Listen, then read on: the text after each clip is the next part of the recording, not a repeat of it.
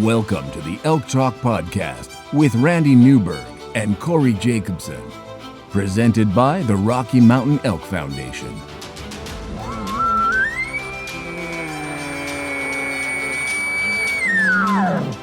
The goal is, what little you and I know about elk hunting, we share with people. I've got an elk bugle, it's like 120 yards away. What do I do? First off, the thought would never cross my mind when an elk's bugle 120 yards away to call anybody on a cell phone.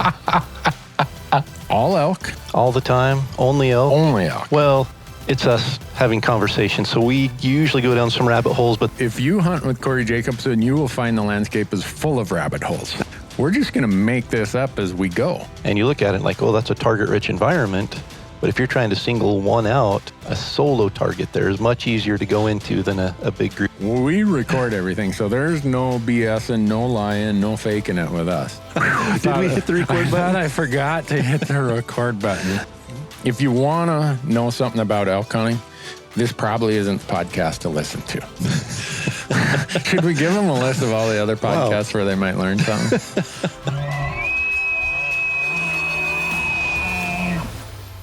The Elk Talk Podcast is brought to you by the Rocky Mountain Elk Foundation, ensuring the future of elk, other wildlife, their habitat, and our hunting heritage. To become a member, go to rmef.org. The Elk Talk Podcast is also brought to you by Mountain Ops, making outdoor energy and performance nutrition to make you a stronger and healthier elk hunter. They have a full line of hunting-related supplements, including meal replacement shakes, multivitamins, pre-workout fuel, and post-workout recovery.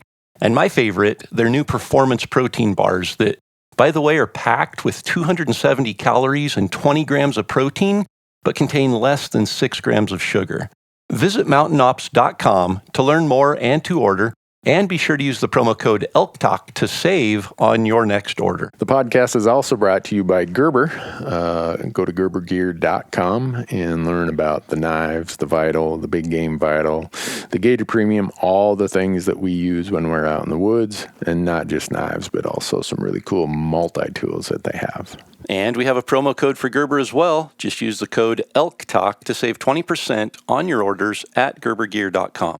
And we are also brought to you by Rocky Mountain Hunting Calls. And Rocky Mountain Hunting Calls is the original designer and inventor of the pallet plate diaphragm that's completely changed the way elk calls are made and used. And to find out more and to order your elk calls, go to RockyMountainHuntingCalls.com or BuglingBull.com and use promo code ELKTALK, and you're going to save 15% on all of your elk calls and elk call accessories. The Elk Talk Podcast is also brought to you by Go Hunt Maps. We've been using Go Hunt Maps since they started, providing them with our feedback and our ideas to add to their maps and their tools. So if you go to gohunt.com and sign up for their Explorer maps, you'll get all 50 states for the low price of $49. And by using promo code ELKTALK, they're going to give you $20 of credit in their gear shop that you can apply towards things you might want for this upcoming hunting season. GoHunt.com, Explorer Maps, promo code ELKTALK. Lastly, the University of Elk Hunting online course is a proud partner of the Elk Talk Podcast. And within the University of Elk Hunting online course, you're going to find nearly 60 chapters organized in 17 modules of elk hunting instruction aimed at making you a more successful elk hunter. From planning and e-scouting to calling strategies and packing, every imaginable elk hunting topic is included in the online course. And regardless of your previous elk hunting experience or success, I'm confident the University of Elk Hunting online course will make you a more confident, more successful elk hunter. Just visit elk101.com and use the promo code ELKTALK to save 20% when you sign up for a membership to the University of Elk Hunting online course. And with that, Corey, we are ready to get into it. Let's jump into it. Corey, how you doing over there? Well, my toes and fingers are thawed out, so I'm doing good right now. Yeah? What were you doing that you'd get that? How are you? I'm cold. I'm sitting in my office and I'm just cold. So It cooled right off in the Northwest. when I went out to start my truck this morning, I didn't know if it was going to do it, but the Raptor turned over when I turned it on. It was 39 below zero. Yeah, That is just cold. It was 19 below zero here. Isaac's home from college, and he's working with the local construction crew. Ooh. And they showed up this morning and couldn't get any of their equipment started, so they gave him the day off. Yeah. No, it was like, and then I'm like, oh man, that oil in that oil pan is probably so thick. I'm gonna burn the oil out, and there's just gonna be like a big chunk of, coagulated, gooey caramel is the rest of the oil. But it fired up. I was impressed. Yeah. No. Well, I bet you back in the day when you used to have to log with your dad like I did, I was handy at sitting on top of the skidder and spraying a can of ether in there to get that thing to start. You ever have to do that when it was cold? No, I never had to do that with logging equipment, thankfully. Wow. And then we used to put tarps over them, and we'd put these, they called them big Bertha heaters. You'd take one of those big 50 or 60 pound propane cans, and you had or bottles, and you had a big blowtorch that would go underneath there, and then you put a tarp over the engine, the whole front end of it, so that you could start it in the morning. It's amazing how many pieces of logging equipment burned up when I was back there. Imagine that, huh? I was just going to say, a 50-gallon propane tank, an open flame, the hood of equipment opened, exposed all the oil and gas fumes there. I can't imagine anything going bad. A bunch of hydraulic fluid leaking down on it. Yeah. But so, the good part about growing up logging like I did is I was the worst logger my dad had ever seen. And since I was the oldest of his 3 kids, me, my sister, and my younger brother, whenever it's this cold, I think about this because he made me go logging with him one time when it was super cold and I frostbit my ears. And he said, "Son, you're the worst logger I've ever seen. You better figure out how to pay for college or you're going to starve out." And I looked at him. He's got an old broke down Franklin skidder. He's driving an old beat up GMC pickup truck that barely ran. And he lived in a old Airstream travel trailer that someone had loaned him. And I'm like, well, if he thinks I'm going to starve out relative to where he's at, I better go to college because that's not a very high bar to clear. I mean, I didn't have huge expectations, but I at least figured I'd clear his bar. But he talked me out of being a logger. And so now my brother's the logger. So best advice he ever gave you. For sure. Absolutely the best advice. But I hated it. My brother loves it. My brother still does it. He's got a big crew. He's got all kinds of equipment. I'm like, I'm glad you like it because I sure don't. But anyhow, every time it gets cold like this. I like the work. I couldn't imagine doing it full time and trying to make a living at it. Yeah. That's a lot of stress. Yeah. And some people say, well, at least I get to work outside a lot. I'm like, well, yeah, kind of. You're stuck in a cab running equipment. I got a job where I get to work outside a lot. Doesn't pay very well, but at least I get to sleep in a tent 70, 80 years or nights a year. So, but, oh, well. Anyhow, I got to reflecting on the last podcast and, so many of the emails we got were, I don't want to say the emails were negative, but they take you into topics that are kind of a downer. And we decided today it's the Christmas podcast, right? Where everybody's going to be happy and full of cheer and joy and everything else. So, and Randy, you mentioned something about giving away elk tags to all the listeners or something, didn't you? Isn't that part of the Christmas spirit? Before we turned on the mics, somehow we got on the topic of me being engaged in the political stuff here in Montana, and I said, in 2024, I'm half tempted to run for office under the motto of elk tags for everyone. And I'm pretty sure, at least in a state like Montana, I'd win. Yeah, you'd win something. Yeah, I could show up with a booger on my face and, be senile and, all kinds of problems. And if you promise elk tags for everybody, I think they'd vote for you. And if they didn't, I'd bribe them with 3 or 4 extra, wolf tags or something. Yeah. So, yeah, I don't think I'm going to do that though, Corey. That was just you and I laughing off camera or off. Oh, okay. That wasn't, you weren't being serious. No. My wife has said she'll divorce me if ever I get into politics. I said, I told her, I said, well, when you're involved in advocacy for hunting, you're involved in politics. So does that mean you're going to divorce me? She's like, no, if you ever run for office, I'm getting rid of you. I'm like, wow. All right. If that's what it takes I've done a lot of things that are worthy of her getting rid of me, probably. But so far, I've weathered whatever misfortunes I probably deserve. And, but I'm never running for office. So. But you had some other marital advice, didn't you? You were spouting off marital advice before we hit record. Oh, as yeah. well. Anyone. We should just get in the habit of hitting record as soon as we get on the phone, because there's a lot of nuggets in our pre-conversation that has nothing to do with anything, but then we end up having to revisit it. Yeah. Well, Corey and I were talking about what we got our wives for Christmas, and Corey, I think he said he got some new dish towels or something, or a vacuum cleaner.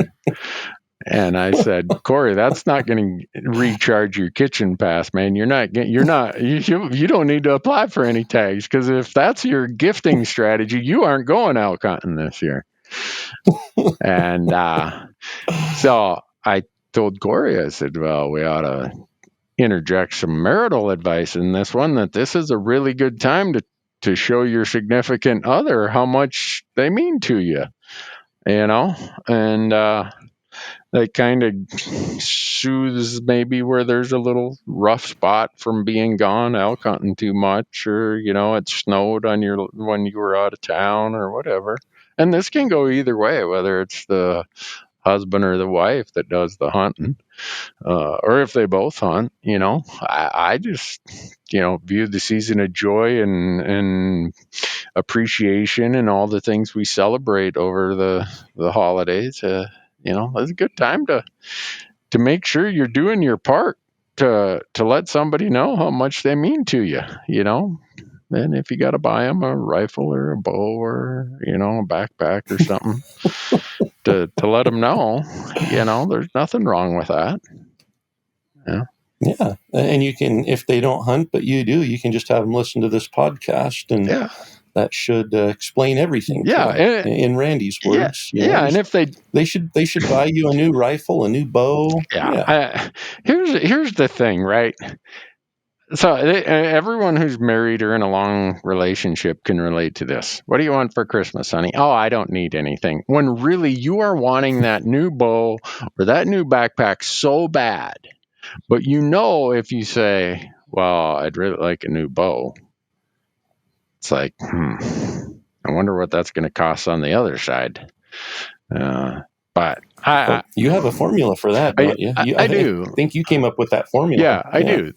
My formula is, if it's $1,000 bow, and I'm just going to use in my case, okay, for me and my wife. So you could reverse roles, but if I want $1,000 bow, I know that that's going to be at least another $2,000 item for her, because the way she balances a ledger is different than I do. And I'm a CPA, man. I'm trained in this stuff, but I'm not trained in how well she can negotiate.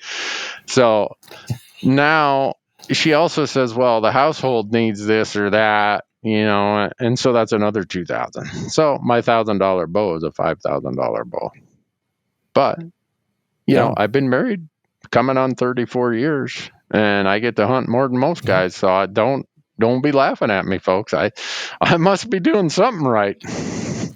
I was just going to say, you're doing something right. You got something figured out. Either that or your wife is very, very understanding and patient. It's probably the latter. It's the latter. I'd like to take credit for, I have this great way about me, and I'm worthy of this. Man, I think I may have told you one time that this old boy I worked with at the sawmill, what he told me the day before I got married. Yeah. His name was Don Bowman. He pulls me aside and he's like, Randy, I hear you're getting married tomorrow. I'm like, yeah, I am. And he said, well, I've met Kim a time or two, and I've worked with you now for almost 3 years. I'm here to tell you, there's nothing that you bring to the table that she couldn't replace by noon tomorrow. So behave yourself. That pretty much sums it up in my case. I don't know how else to say it, Corey, but I do use Christmas as a time and a way to try, patch up any holes I put in the boat. Where we kind of, I always talk about, we're rowing together, and then we've used analogies about who's putting holes in the boat or who's got to bail the boat today, or well, any holes I put in the boat, Christmas is a really good time to patch them up. And very true. Yeah, little does she know, she's got a 6.5 PRC under the tree right now.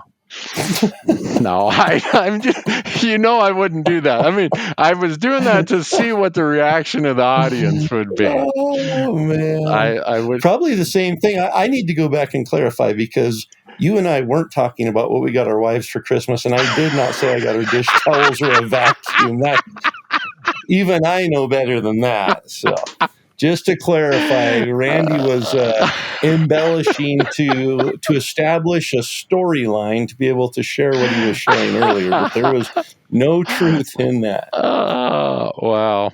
All right, you hadn't said that, Corey. So, yeah, you do. Fortunately, Amazon takes returns, and I can send the dish towels back.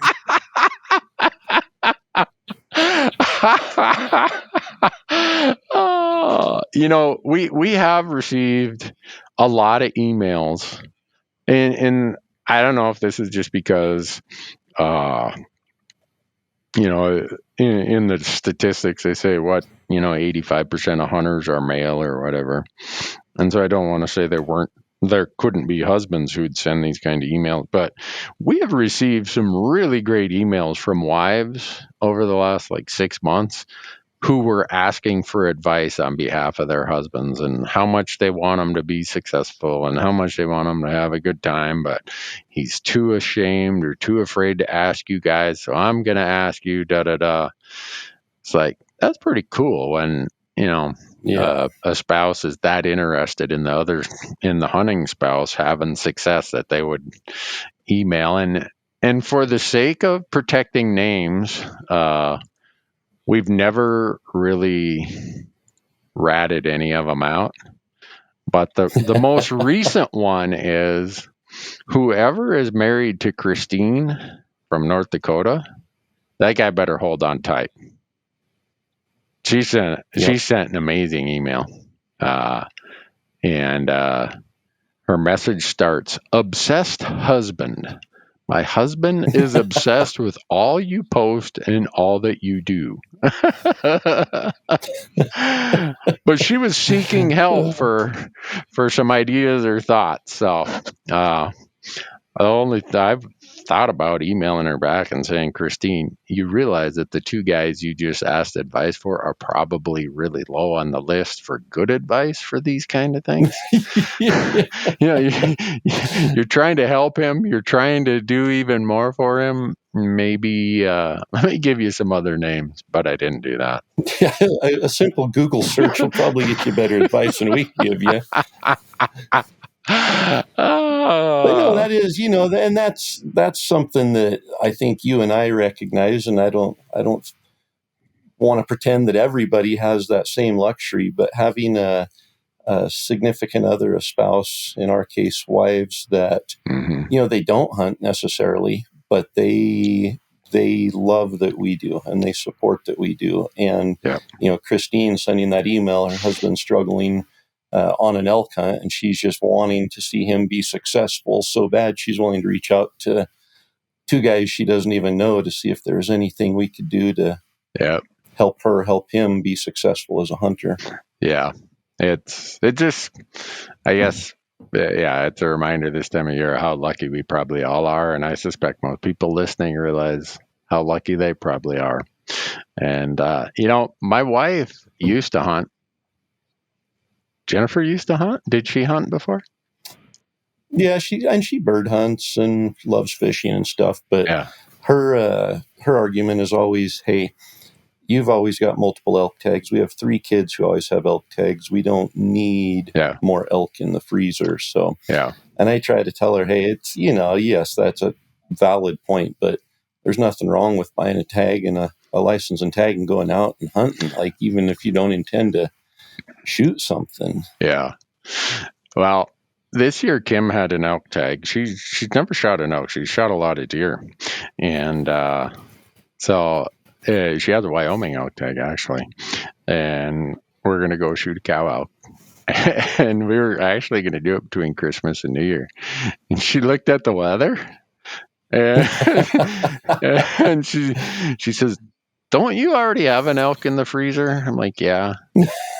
Well, didn't you shoot a pronghorn? Yeah. Didn't Matthew shoot a deer and a couple pronghorn? Yeah. I don't need an elk that bad, she said. So man. I had her right to the edge where she was going to go shoot a cow elk, and it was going to be fun for us because it's been a while since she's big game hunted. She still bird hunts. But so she has promised me that the next time we get a chance, she said, I want to go pronghorn hunting with you because, one, she knows how much I love pronghorn when they're on the grill. Also, she knows that pronghorn weather is usually way nicer weather than December cow elk hunting. And so maybe we'll end up doing that. And she did ask me, she said, why do we hunt cow elk in December? Why not hunt them in, September when it's nice and warm? I'm like, I never thought about that. Sorry. Yeah, what do you do? So, but for any of you who have a spouse that hunts or supports the hunting, say a prayer of thanks for that one, because we do get the occasional email of, hey, my significant other does not like my hunting. What should I do? Yeah. How do I train her or him to allow me to go hunting more? Yeah.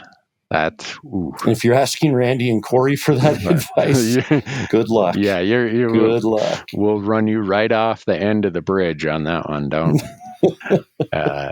don't ask us. But oh well. So I've been going through my planning for the year, and there's a couple emails out there that kind of relate to this. Me and Marcus, Michael, Jace in our office, about this time of year, we start putting together, okay, 2023, what are some thoughts and ideas? And I think 2023 for me is more about the adventure and the intrigue and less about filling a tag. Not like Alaska, Corey and Donnie adventure and intrigue with, all your stuff. But the places I'm thinking of applying and burning points this year, my odds of drawing a tag or of filling a tag are really, really low. But I just want to go do it because. And you ever go do any of those where it's like, well, I know the odds are really low, but I've always been interested in this. And if I don't go do it, I won't find out. So yeah, not a lot. Well, you're smarter than me. Yeah.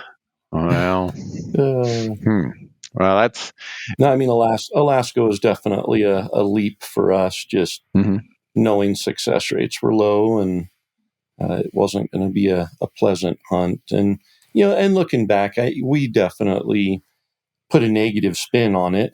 Because it was there were a lot of things that were not pleasant about it, but it was an adventure. There's no doubt that there were memories there. The landscape was absolutely beautiful. Some of the photos we got were, once in a lifetime. And so there were, absolutely from an adventure standpoint, it's got me looking at things like Argentina and New Zealand for stag.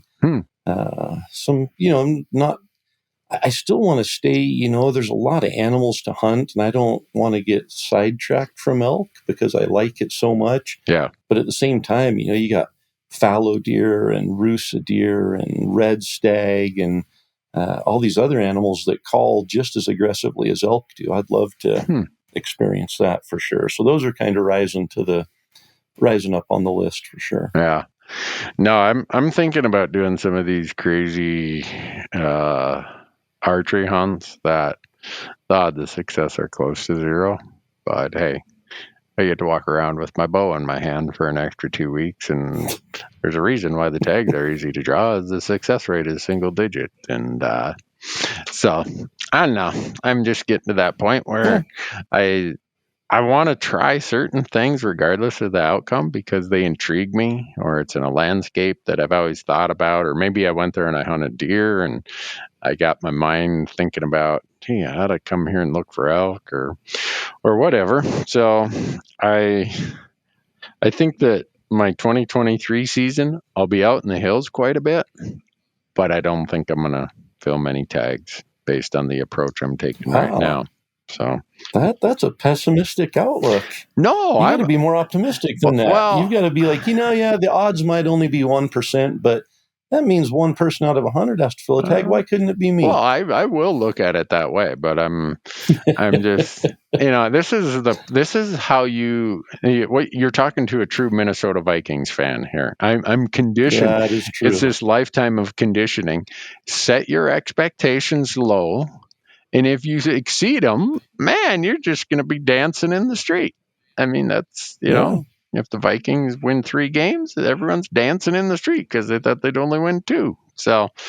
High hopes and low expectations, and you'll always be happy. Yeah. So, but that's probably what, as I think about this year and the things that I want to do, there's so many pieces to a hunt that are about adventure, and or I don't want to say like your Alaska style adventure, but just curiosity maybe is a better word, and going and exploring and seeing and learning.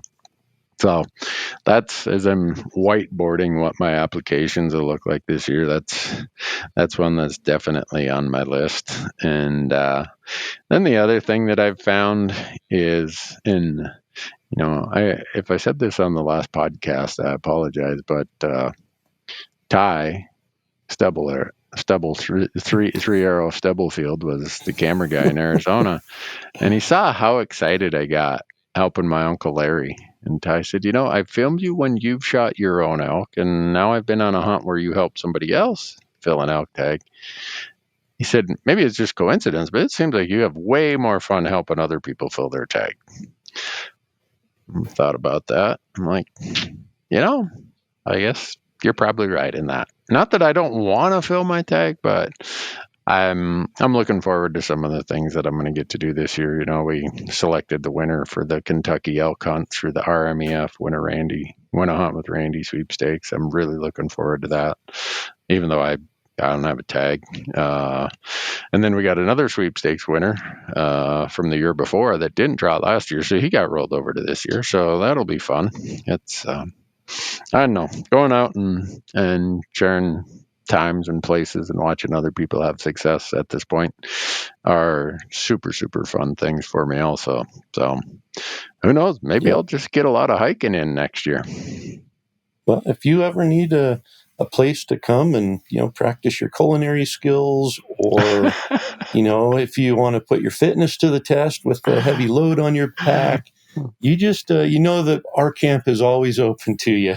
Well, my culinary skills, when you said practice on my culinary skills, they need a lot of practice. So you'd find that out in a hurry. My fitness stuff, I'm not like you. What do you do this time of year, Corey, to stay in shape? Well,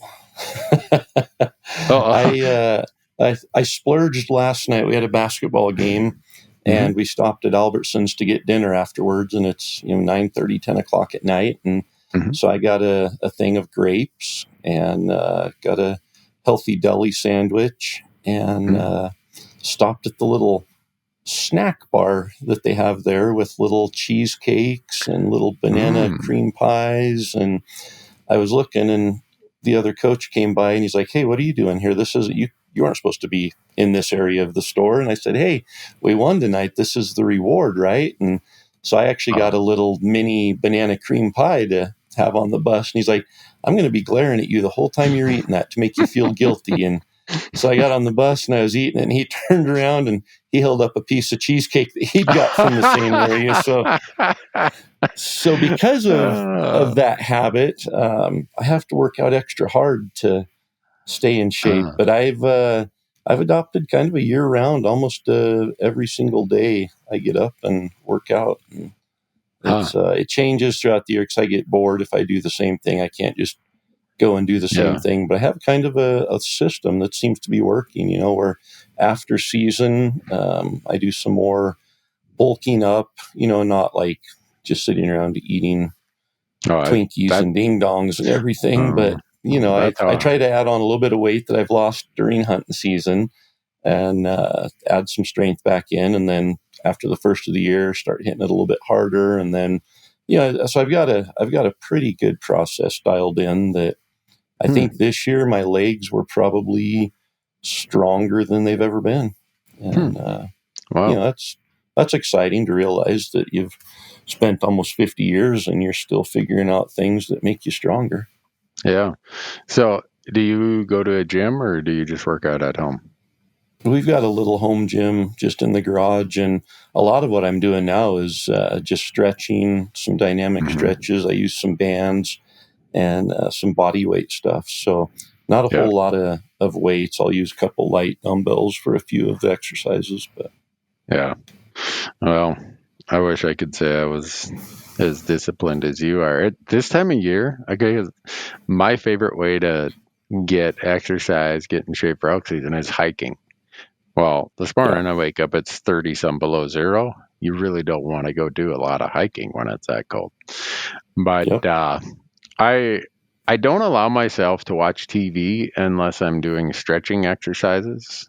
I used to have a bad back, so my physical therapist gave me all these core stomach exercises and stuff. So I got to either be doing those, or my wife and I do have a really, really good elliptical machine.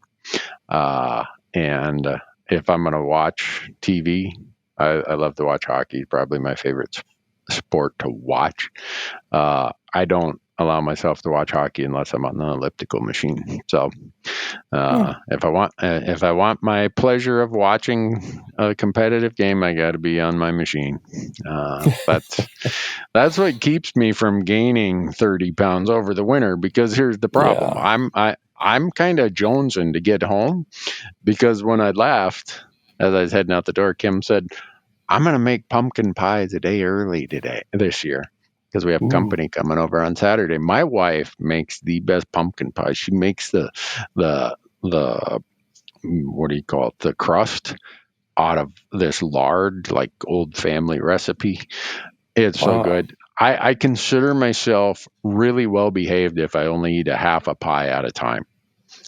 And so I'm really trying hard, Corey, but when I walk in the house and I smell that pumpkin pie, it's going to be hard. Yeah. Does she make a practice pie? Like, does she make a practice one ahead of time? That's what you should have her do, is make a practice pie. You should just convince her that, hey, with company coming over and everything, we don't want to take a chance of the pie being a little off. So why don't you make a practice pie, make sure everything's good, and then we'll figure out something to do with it. Yeah, I know. She'll see through that so quickly. Really? Man. Yeah, she'll look at me like, come on, man, you got to have a better line than that. But so this time of year is a hard one for me, though, because I'm traveling a lot to trade shows and appearances and stuff, and it's harder to eat well. It's harder to exercise. And I think about people who their jobs take them on the road a lot, and it has to become a serious commitment to their daily routine to stay in shape. And I'm not talking like triathlete shape. I'm just saying, some level of shape that you can go and give it a few hard weeks in the mountains and not feel like you need to be planted in the grave or something. Yep. So. Yeah, 'cause, everything that you can find convenience in any category you want to look in. And when it comes to food, they've made it really convenient to grab something quick and go. The unfortunate part is it's usually not very good for you. And it's not conducive to keeping the extra pounds off in the winter. So And, and I've noticed everybody always said, oh, wait till you get 40. You're really going to, everything you eat will go right to your hips. And, and I made it to 40 and thought, it's not that bad. But the last year or two, it's definitely, if I have a bowl of ice cream the next day, it's like the last 2 weeks of all my core exercise is gone from that one bowl of ice cream. And so I've started every time I see something that has sugar in it, I tell myself, trying to train my mind that that's poison. Yeah. And so I'm like, I don't want any of that poison right now. And it works. Your mind's smart. It can tell you're trying to trick it. And it's like, yeah, you might not, but it tastes awful good. And so, I've got a sweet tooth for sure that I've got to always be mindful of. But I work out to justify eating that bowl of ice cream every once in a while. Yeah, my sweet tooth is going to be the end of me probably, but you know what a way to go, I guess. Yeah. So I thought of you last night. We had a basketball game, and after the JV game, getting ready for the varsity game, and I looked over, and Sam, my son, who's a sophomore, he's on my team, and he was sitting there with a blizzard in the basketball gym from Dairy Queen. And like, where did you get that? Well, one of the kids on the team ordered DoorDash from Dairy Queen and ordered like 8 blizzards and a whole bunch of stuff. And so all these kids are sitting there eating blizzards, and they're making it really convenient. Now you can have Dairy Queen delivered to you at a basketball gym. So that's pretty convenient. When you started down that path, that's not where I thought you were going.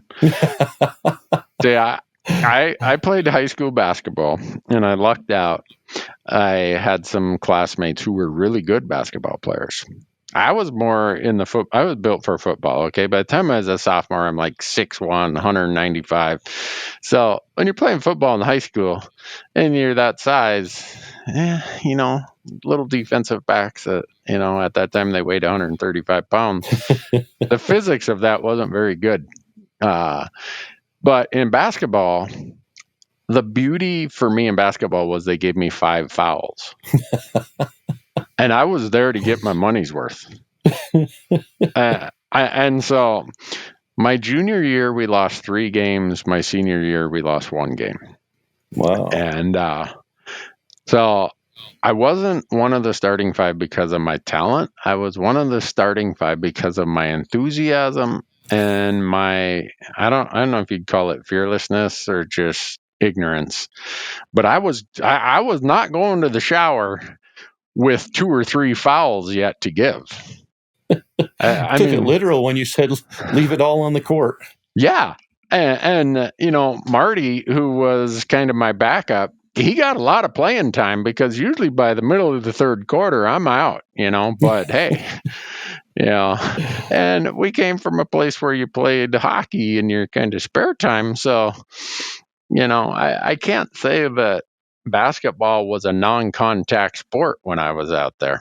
And so that's where I thought you were going with Sam, because I always tell people, the biggest waste that there is in basketball is the fact that people go to the locker room after the game and they still had 3 or 4 fouls they could have given, Yeah. And Sam definitely uses a lot of his fouls. In fact, there's a lot of times where I have to sit him most of the second quarter because he's already gotten 3 fouls. But his aren't from manhandling people. They're from standing flat-footed and reaching as somebody goes by him. So we're working on that. He's gotten much better the last couple of games and not wasted fouls. Okay. Well, that was kind of my approach to it. Hey, coach, I'm here to give you all I got, and I got 5. And if I can tell you this, if I was in the game, the other team was not getting a layup. They were going to make free throws. There were no layups if I was on the court. And that's just how it was. Yeah. What else am I here for? I can't shoot free throws. I can't make 3-pointers. I can play pretty good defense. I can rebound okay. Other than that, I'm kind of just here to burn up 5 fouls. So, and then I was jealous because in the pros, do you still get 6 fouls in the pros? I think so. Yeah, man. I wish we would have got 6. I could have at least made it to the start of the fourth quarter, but oh well.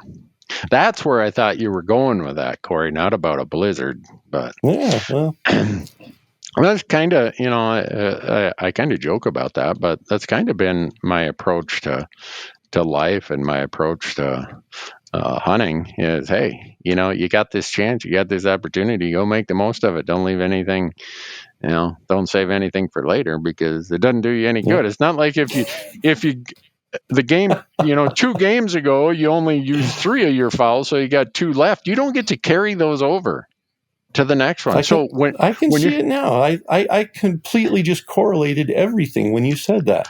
Yeah. You have 5,000 basketball. You intend to use them all. You have 5 grouse arrows in your quiver. You intend to lose them all. Exactly. Use them all, not lose them all. Well, sometimes that's what works. Yeah. And when I have an elk tag, you know what? There's 12 days a season. I'm not going to just sit around for 6 of them. I'm going elk hunting, Or grouse hunting. Yeah, I can sit around for those other 5 or 6 days after season's over. When you're not talented, you just got to be kind of determined, and that's the only chance I have when it comes to elk hunting. Yeah, and that needs to go on a T-shirt. If you aren't talented, you need to be determined. Well, something like that. I don't know. I like that. But and so here's the interesting part. I was back home giving a presentation to my high school in November. They asked me to come back and talk to all the kids, and I'm like, look, it doesn't matter how good you are when you start out. It's how much you improve along the way, because we all start out at something. Yep. I was voted the most improved player on my team, both my junior and senior year. I mean, how many people start out being so bad that they get voted most improved 2 years in Twice. a row? Huh? And you still weren't the starter because of your talent. Yeah, I still wasn't any good after getting voted most improved 2 years in a row.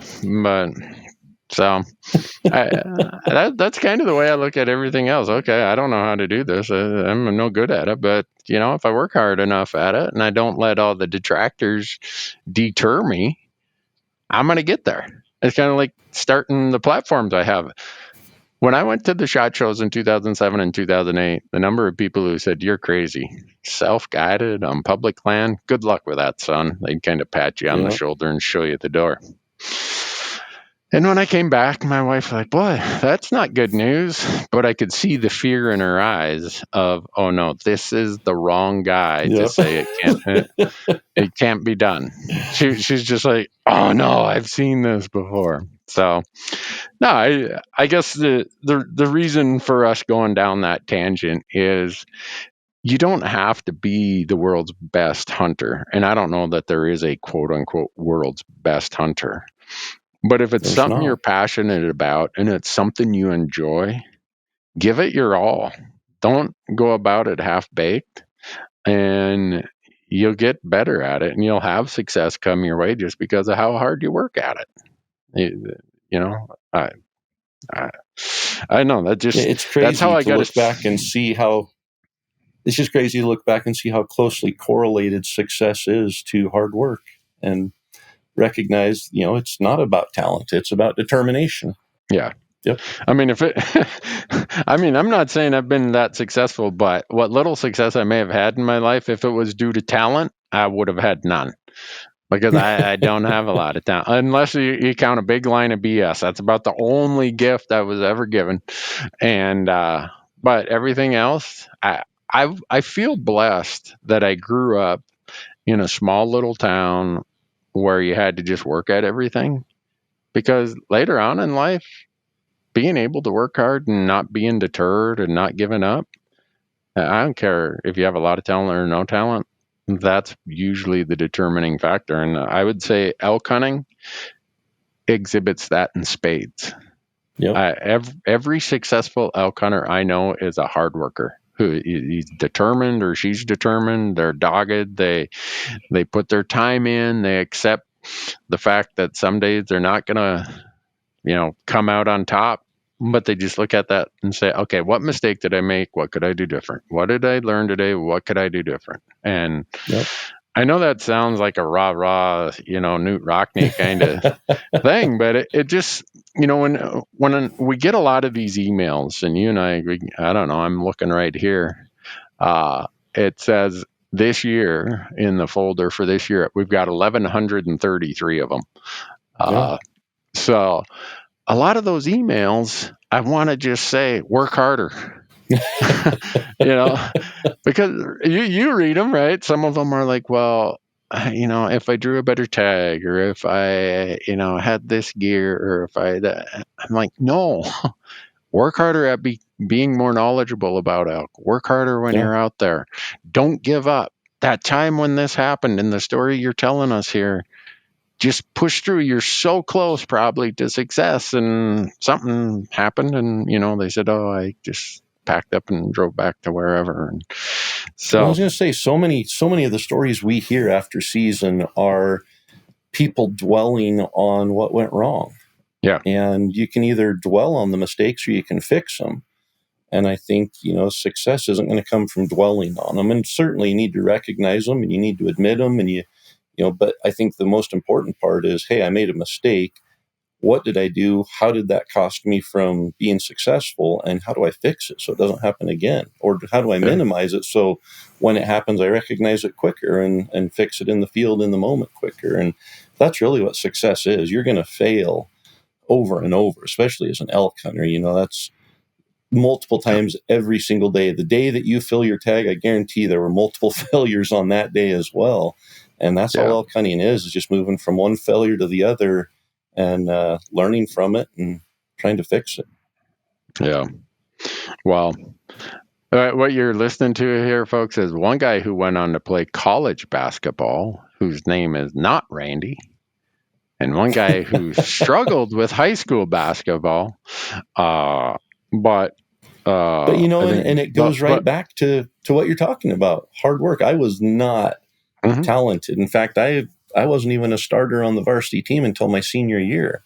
And I got cut from the JV team my sophomore year. And it's just one of those things that I just, I think there was a chip on my shoulder and I wanted to prove people wrong more than, I wanted to be there. I wanted to play basketball. And I saw people who had talent who from the time that they were in 7th grade, 8th grade, 9th grade, they're starting on varsity in 9th grade. And they were the ones that had so much talent, they didn't have to work at it. And they ended up plateauing and not going anywhere because they didn't have that work ethic. And for me, I lived on an inclined driveway that was made of gravel, and that was my basketball court. So I would dribble a basketball up and down our gravel driveway, and it's bouncing left and right and going all over. And if I missed a shot, it would roll down the hill, and I'd have to go 200 yards down the hill to fetch it out of the pond at the bottom of the hill. And so you learn, hey, if I miss the shot, I have to run down the hill. So let's learn to make the shot. And those were things that it's just so incremental. You don't even recognize the improvement until one day you're standing on a basketball court at a Division I college going, holy cow, who would have ever thought? Yeah. Wow. I can attest, anyone who wonders, when Corey has an elk tag in his hand and a bow in his hand and he hears a bugle, that same determination and that same vigor for the challenge or the call to action, you better have your running sneakers on, because you're at least if you're like me, you're gonna struggle to keep up. I still look like I'm running down a gravel driveway chasing a basketball bouncing all over.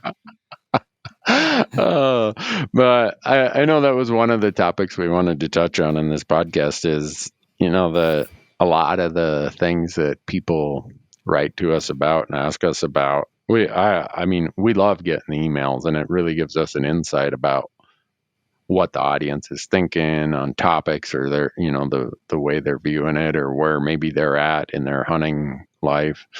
But pretty much every time before we turn on the mic and we go through the 30 or 40 of them that have come in, most of them are, well, just keep at it.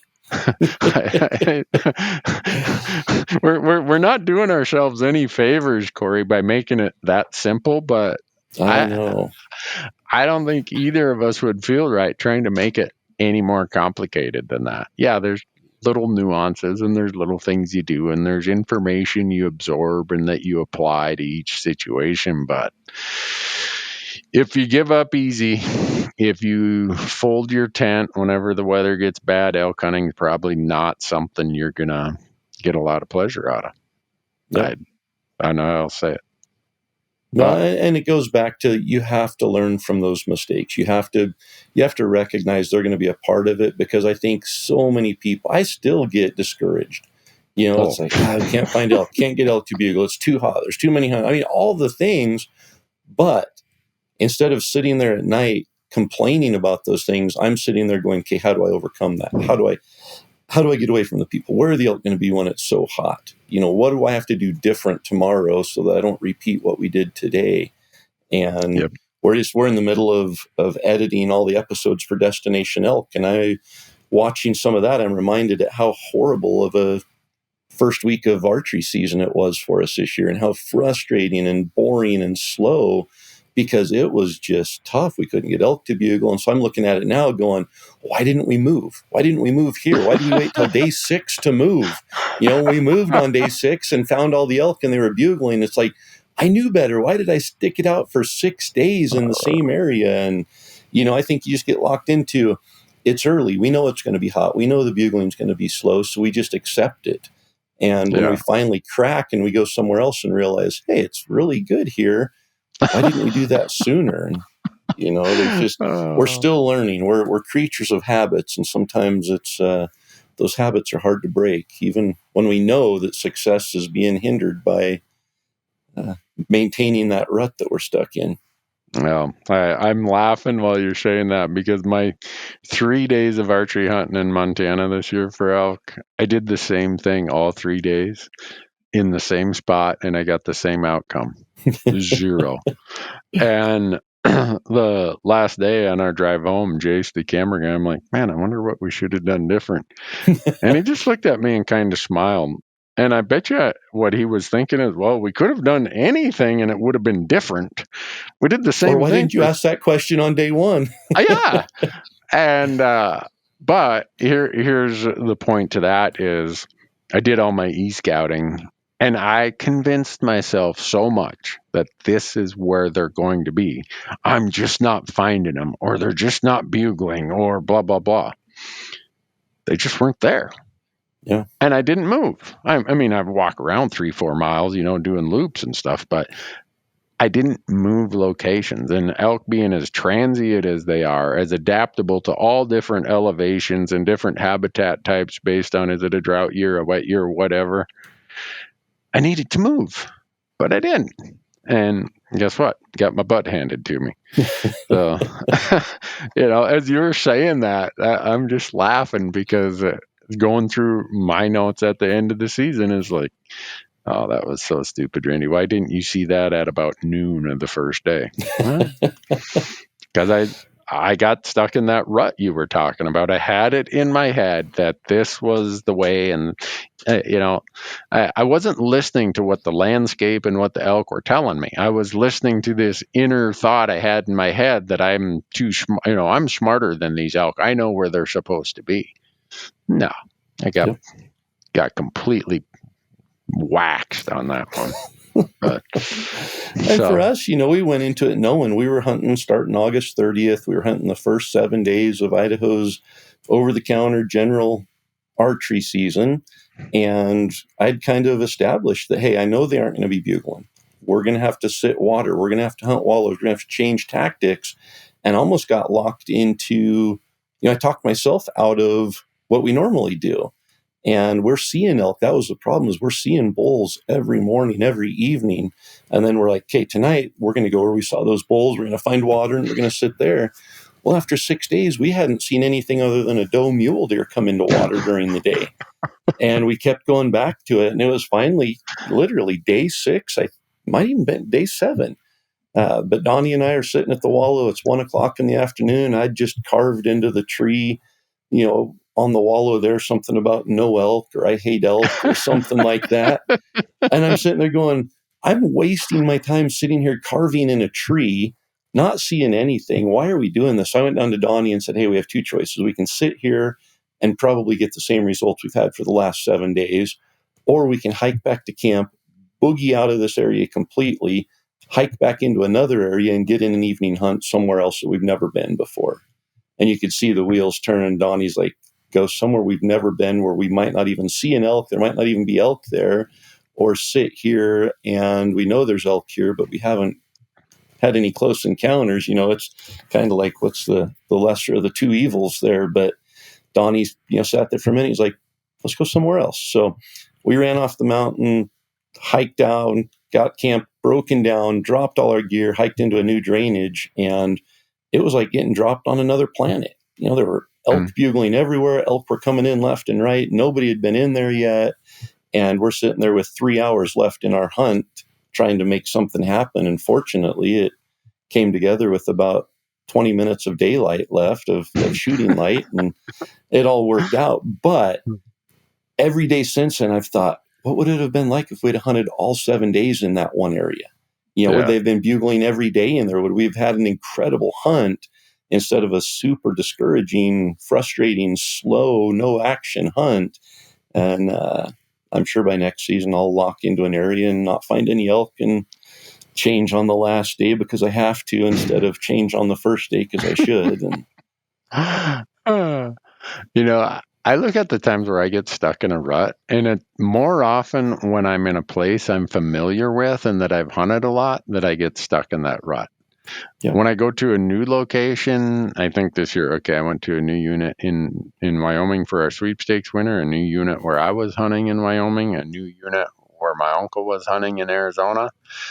And I didn't go there with the old, well, they're just going to be in here. I went there the way I always e-scout, kind of the whole checklist of, okay, what's it like, assessing everything, moving a lot, adapting, reading, and guess what? All 3 of those hunts, we filled the tag. I feel that once it's a place that, I know every little drainage, every little knob, I'm more inclined to get stuck in a rut and do something just out of habit in a spot like that than when I travel to some place I've not hunted before. I would agree 100%. And I think, for me, really? When you go to these areas you've hunted for 10, 20 years, you have multiple areas that you've gotten into elk before. So you have plan A through Z already figured out in your mind. And you just habitually and structurally go from A to B to C to D, instead of stopping and thinking, okay, if the elk aren't here, why aren't they here and where are they? It's easy and convenient to have all these backup areas, and you just go to them, and the elk aren't in any of the areas. It takes a lot more effort to sit down and get creative and be like, okay, where don't I know? Where are some areas that I've not been? Why aren't I finding elk in these areas, and where do I need to go to find them? You just go from familiar A to familiar B to familiar C. And when you're in a new area, everything's new. So you've got to apply a little bit more logic and strategy to finding area B. Well, that's that's the lesson of this year. I mean, I look at the one elk hunt where I just struggled, and it was because I got myself in a rut. I went there with a preconceived idea. I didn't even analyze I wasn't even taking in, okay, it's a wet year this year. Okay, the hunting pressure. I was just like, no, this is going to work. And, you'd think the area I've hunted a lot, that's the place I'd probably have more success, but nope. Just went in there with my blinders on. Oh, I'm going to make this work. These elk, I'll teach them. Right? Yeah, they've sure. They've been here every year for the last 10 years, except for the times they weren't, and they'll be here again. Yeah. So I don't know. I think it's worth sharing some of those experiences of where even you and I, who get to hunt a lot and hunted elk a long time, and we get to help a lot of people hunt multiple different seasons and landscapes and stuff, for us to reflect about what are some of the things, because we get that question often, right? Well, what's the most common mistake you make? Well, there's the most common tactical mistake, and then there's the most common strategic mistake. For me, the strategic mistakes was going in and thinking I'm going to teach those elk. This is where you're supposed to be. This is how you do it. I mean, that's something I would have done the first year I elk hunted, not after 30 some years of elk hunting. But oh well, Yep. we're creatures of habit, and we get in our comforts, and that's what we do. And so my Montana elk tag is in that big box of elk tags that have never been punched. I keep this box of, they say tag soup. I don't know if you could make soup out of it, but I have this box of tags that I've drawn or bought that I didn't fill. It's getting pretty big. Yeah. Yeah. And it goes back a long ways. It goes back I to the was gonna say 90s. I shred mine as soon as the season's over. I don't want any evidence, any reminder. I want to go into it completely optimistic, thinking, you know what? There's no tags that haven't been filled in that box. Well, mine is a banker's box that sits up in the Randy room, and I walk by and I look at it. I'm like, oh dang, a few more from this year. But, yeah, that's motivation. Well, that it is. I mean, it's motivation, but it's also a reminder. Like, I'll see that Montana tag on top of the pile from this year, and Lord help me if I'm dumb enough to repeat that mistake in 2023. I'm confident that I won't, because in my journal summaries for 2022, don't think you can teach the elk what to do. That's my big note. You can't teach elk what to do. So if I make that mistake again in the succeeding year, Corey, just fire me. Send me out to play golf. That reminds me when I think Jesse must have been, or Sam, I don't remember how old, but I came back from elk hunting. I think it was in Utah in 2011 or 2012 when I drew down there, and they had drawn a little picture of an elk and me with a bugle tube, and it said "Dad teaching elk to talk," and it was. But the funny part was, out of the bugle tube, it said "Say elk." And then out of the elk's mouth, the elk was saying elk. So I wasn't teaching him to bugle. I was teaching the elk to talk. But just as you're saying, we can't teach the elk to do anything. I've still got that picture on my phone. Oh, man, that is so funny. Oh, gosh. Oh, that's a sweet thought, just to think of your kids drawing something like that about you. But, yeah. Well, Corey, I hope that you've got time to go and replace those kitchen towels and that vacuum cleaner you bought. How far of a drive you got to Boise? Because I don't think as much snow as you told me you've been getting. What's that? I was going to say it's a long drive there, but Amazon has really good service. In fact, did you know with Amazon, you don't even have to put the item back in the packaging. You just walk into a UPS store with a little QR code on your phone, hand them the package of, the 6-pack of underwear and your QR code, and they take care of everything. It's that easy. So, wow, I didn't. After know this that, podcast, there's going to be a lot of dish towels and vacuum cleaners at UPS stores. I bet you my wife would know that. I'm going to go home and say, "Did you know?" And she'll just roll her eyes like, "Duh." I did. I don't even have an Amazon account. I don't know how to log into Amazon. We had an Amazon Prime channel. Our content was on Amazon Prime. I had Matthew set that up for me, and my wife has an Amazon account. But that's about as far as me and Jeff Bezos go. But as much snow as you have, that UPS truck, he's going to have to lock in the hubs, maybe chain up to get up the hill to your place with all the snow you told me you got. They have my number on speed dial, and it's a frequent thing during the winter that I get a text saying, left a package at the bottom of the hill, or left a package at your office, couldn't make it up the driveway. And so it's pretty common. Well, it'll be interesting to check in with the conditions and the weather and everything come about early March. I mean, Montana, this is the earliest, most brutal winter since 1991 that I remember. and Yeah. keeping my fingers crossed for the critters that, oh man, come on, we need a reprieve here. We need some warmer weather. We need some of the snow to burn off these south-facing hills. So I'm hoping. Well, the hard part that about an happens. early winter like this is, those animals, they build up their reserves, and they literally live off of fat reserves basically all winter. They're not getting hardly any nutrition from what they're nibbling on out there through the winter. There's just not much Right. nutritional value in it, not to mention there's just not a lot of feed. So they're literally, they're living off of their fat supplies. They're living off of, the marrow in the bone by the end of the spring. And when it comes this early, they deplete so much of that, and they just can't. There's not nutrition out there. Even when you say, hey, things warmed up and the snow melted, that's great. That makes them sleep a little easier at night, but it doesn't fill their belly and it doesn't replenish that fat. And so when it hits early like this and they expend all of that energy, by the time you get into March, they have to have nutrition. And if it's a late winter, if it's cold, they'll start keeling over by the day. I mean, literally, you'll drive up a drainage and there'll be mule deer laying on the side of the road that weren't there yesterday, and it's like that until the green grass pops up and they get some good nutrition.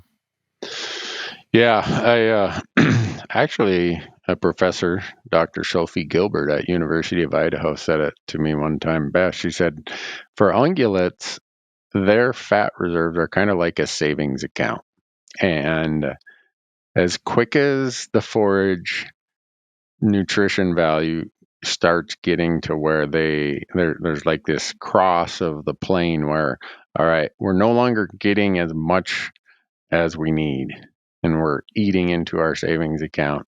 She said it's really, they're trying not to spend that savings account of fat so fast that they run out of it, because they can't go get a loan for more fat and more marrow. And so for me, it was a really interesting analogy of, once you run out of fat, your savings account is zero and you're done. It's the end. And so, coming from a logging community, that's really easy to relate to. The loggers get laid off in the winter and the spring, and they live off of unemployment for about 4 months. And it's the same thing. They're just trying to scrape through and make it through until they can start back up logging again and start building that reserve bit for a bit, and then know that it's coming and they're going to have to live off of the reserves. And it's just a cycle. And sometimes when you have a long winter and a late spring and don't get back to work, you end up upside down. Yeah. Well, I think in this podcast, if nothing else, we've talked anyone out of the idea of wanting to get into the logging business. my brother accepted from that that idea. He just loves it. So he always tells me, he's like, yeah, you know how I'm able to keep logging? I married a CPA. So he's got a brother as a CPA and a wife as a CPA. So I don't know what. Yeah, but no, it just is, hopefully, I feel like we broke a drought, not broke, but at least we got some reprieve from that drought cycle in 2022. So fortunately, the animals entered with some good fat reserves finally, but you just hope we could get a couple easier winters for them and a couple more moist summers for them to just get them back up to that plane of where you want them to be before a hard winter comes crashing in. But I don't know. Yep. Guess we don't know. We won't know until the time comes. Hey, did you see that Utah moved its deadline and its draw date? No. They moved it into April sometime for the deadline, and then the draw date will be May 31st. So, we'll get to see the quotas, the recommended quotas from Utah before we actually have to apply.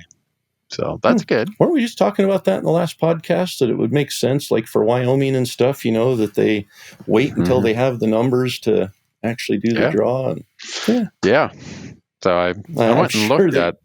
I was going to say, I'm sure Utah didn't hear us say that and make the change, No. but at least we know some people are using common sense when they make decisions. Yeah, so that'll be interesting to see how that impacts things. But So I don't know. I'm just trying not to get fat over the next 3 months and keep a smile on my face because I got an awful lot to be thankful for. For me, that's Christmas and holidays are always about how lucky I am and how blessed I am to have such a wonderful life and friends and families and get to do what I get to do, something I love. And so I hope Yep. everybody else has a great Christmas and great holiday where they feel the same way I do this time of year. I feel really blessed and Yeah, appreciate. likewise. And that's if you don't end up with a 6.5 PRC under the Christmas tree, don't send Randy and I an email asking what you need to do to convince your wife to get you one next Christmas. That's all of our advice from a marital standpoint is it's in jest mostly. So we don't have Yeah. advice that's going to help you there. Yeah. Well, RMEF gave us all a really nice Christmas present. They've done a bunch of access things in the last month, I'll say. That's really helping hunters. I'll just use like in my home state of Montana, and they've done some in Kentucky, they've done some in Idaho, some in Colorado, but in Montana, they helped expand. We have what's called the Mount Hagen Wildlife Management Area. They added a bunch to that, where now that's wow, this is amazing. 56,980 acres, a state wildlife management area. And then they just keep them and other groups have been building on building that land base year after year, decade after decade. And then they did another one in the big snowy mountains that there was no access point for like 50 miles from east to west. And them and the Shodair Children's Hospital worked on that one. And so now we've got the start of a new wildlife management area there, which is almost 5,700 acres. So lots of good stuff going on. If you go out to rmef.org and you click on, they have a thing called What We Do. And if you go to latest news, you get all these updates and you can sign up for their email list. And so there's like all kinds of Christmas presents coming from No RMEF. kidding. So And we talked in the last podcast about, we can complain, we can do all these things, but ultimately at the end of the day, we've just got to build a bigger puzzle, bigger pie, bigger piece of pie for everybody. And, that's what the RMEF is doing. There is 5,600 acres here, 57,000 acres there. That's public access that wasn't previously open to public access. And that's just, there's probably a few animals on that parcel, and that's contributing to that pie and making it a little bigger. And it's step by step, but we have to contribute, and we have to be a part of that solution and keep that moving forward. Yeah. Oh, and then the courts, they handed us a Christmas present also in Montana.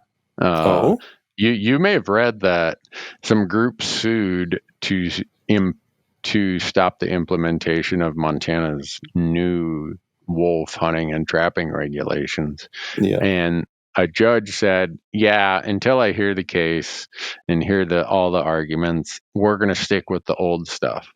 Well, December 9th, the judge said, "No, I'm going to release this. We can go forward with what we have, and we'll hear your case all the way through. But I'm going to remove this injunction that rolled everything back." So,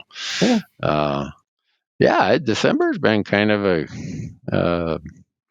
a month of gifts if you're an elk hunter in a lot of respects. And then in Kentucky, man, there's this thing where RMEF and Kentucky Department of Wildlife and the Nature Conservancy have this property that they're now managing for wildlife. It's the new one is 54,500 acres. And it's connected to another 274,000 acres that stretches all the way into Tennessee. And there's elk, there's all kinds of critters on this. So is that public access land? Yep. Yeah. Wow. I didn't realize there was that much public land available in back east. Yeah. And so here's what the Kentucky commissioner said. He said the Cumberland Forest Land Acquisition Project will create the largest state wildlife management area in Kentucky, providing 54,000 acres of permanent public access for present and future generations to enjoy for the habitats of wildlife.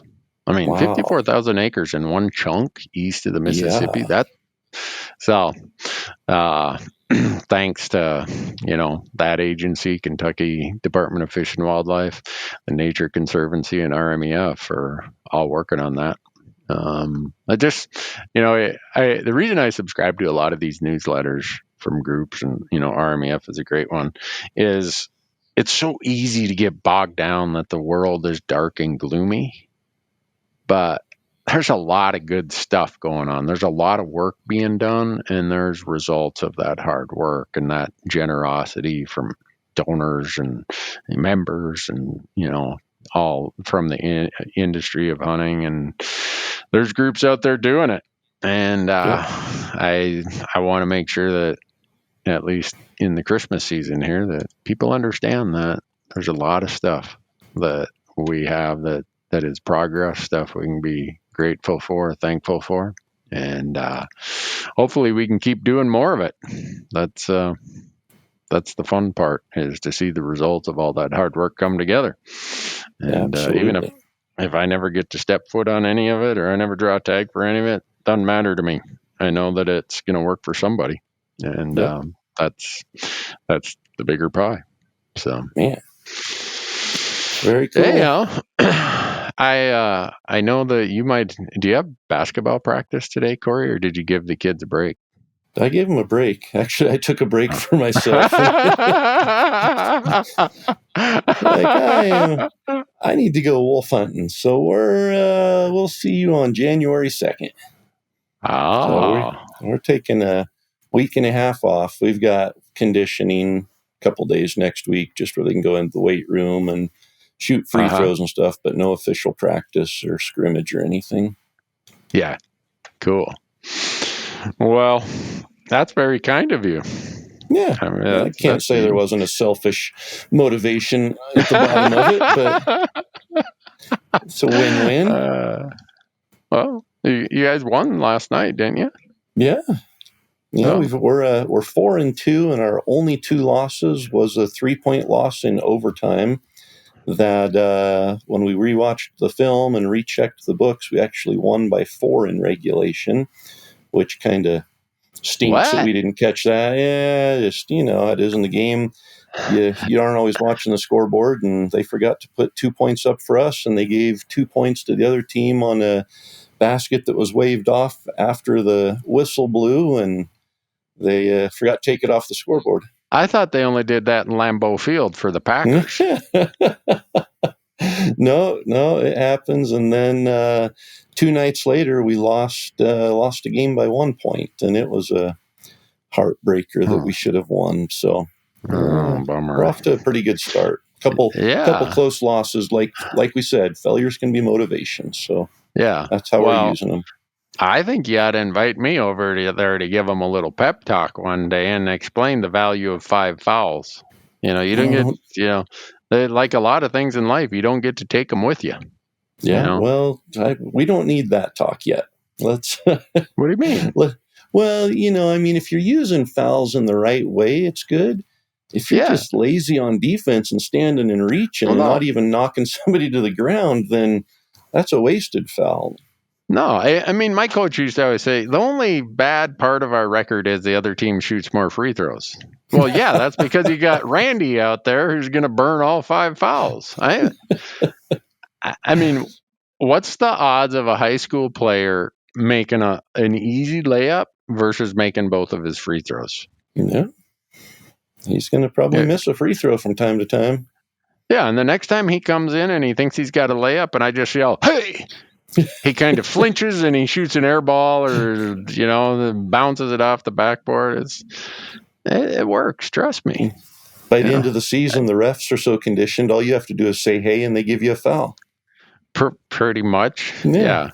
All right. it kind of got to be a little bit like hockey. If someone makes a dirty hit in hockey, all the teammates look at the guy who's supposed to do something about it. So if someone caught an elbow or something underneath there on my team, they'd look at me like, "You just gonna let that happen?" All right, just wait. The chime will come. When I set a pick, my elbows will be up here by my shoulder or something.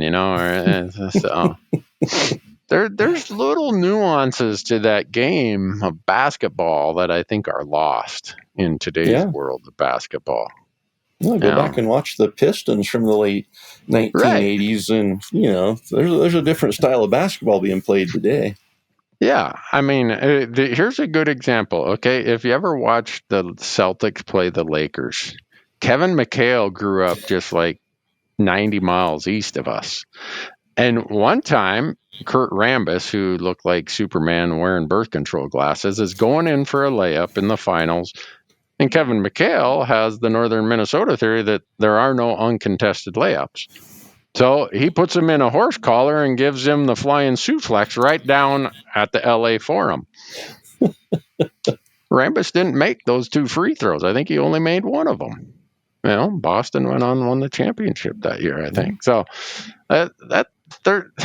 these punks, whining, sniveling, flopping, faking NBA players of today, if they had to go back and play like when you said, the Pistons or the Bulls or the Lakers or that back then you actually wore a mouth guard when you played basketball. Yeah. So let me come over and talk to your team. Okay. I'll explain to them the value that these 5 fouls, these are precious. But they're perishable. So don't let them go to waste. Well, I think our last game is mid-February, so we'll schedule some time shortly after that to have you come over. I'll even do a Zoom call if you need to. So. I think something like that needs to be demonstrated in person. Well, if you aren't any good at it, you at least got to try hard. So, that's right. Determination trumps talent. No, evidently, because I had no talent. I was pretty determined, but I had no talent. But anyhow, we don't need to talk about Randy's very low-level basketball career. Okay, that's not anything I'm known for. So I don't think I should continue to talk about that. But it was a good segue to our thoughts about not giving up and being determined. So hopefully we accomplished what we set out to do today. But, yep. Well, if Corey, we didn't, I was going to say, if we didn't, let's wish the listeners a Merry Christmas, and that'll be a win. Yeah, there you go. And Merry Christmas to you and your family, Corey. Thanks for Merry your Christmas to you. Yeah, thanks for your friendship and all the time we get to spend together. I'm blessed to have people like you, your family, and so many others, all of our listeners. I have a life of blessings beyond anything I deserve, but I'll take it. So I hear you. I echo the exact same thoughts. So thank you for your friendship, and have a Merry Christmas, and we'll catch you on the next episode. All right. Thanks for being here, folks.